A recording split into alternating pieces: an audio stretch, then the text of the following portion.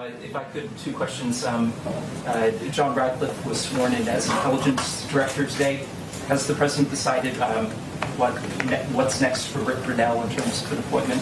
He hasn't, but Rick Grinnell is a very valued member of this administration. He's done extraordinary work at ODNI. He has a great history. We'll see where he goes next, but just know that Rick Grinnell has done an excellent job in that position. I expect that John Radcliffe will as he takes over. And my second question, if I could, I asked the president last week on Capitol Hill about his involvement with FISA reform.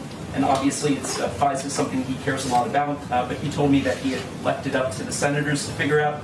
And, it's still ongoing, this process. The House has to pass the legislation that the Senate passed.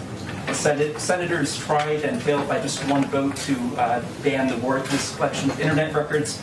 So I'm wondering how the president, if you could describe a little more how the president sees himself as part of this debate and whether he might intervene at some point going forward. Yeah, it's very personal to the president when it comes to FISA. This is an important tool in the intelligence community. He knows that, but he also knows that it was used and abused and politicized. The fact that you had 29 members of the Obama administration, 29 individuals of the intel community and Obama administration unmasking dozens of times, using these tools that are so much power to spy on an American citizen, to listen to their phone calls, to unmask their names. We have a Fourth Amendment in this country. It protects the rights of Americans, but the rights were not protected when it came to President Trump and his administration and Michael Flynn, whose name was leaked in a criminal fashion to the press.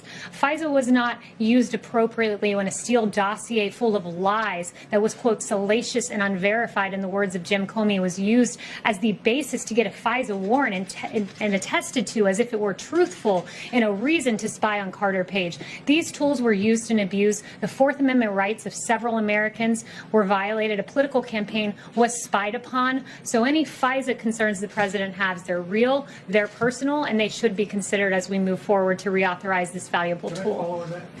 Yeah, if I could. Rick Grinnell, as one of his last official acts, at the request of Adam Schiff, declassified transcripts of the phone calls between General Michael Flynn and Sergei Kislyak.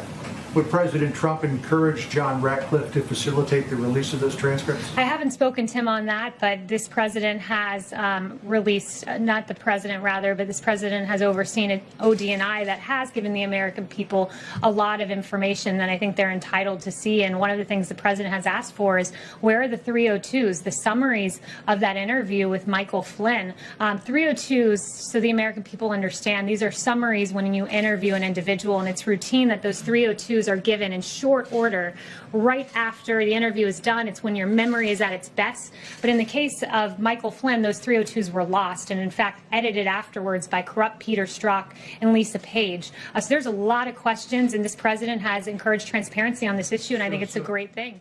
We will make America great again.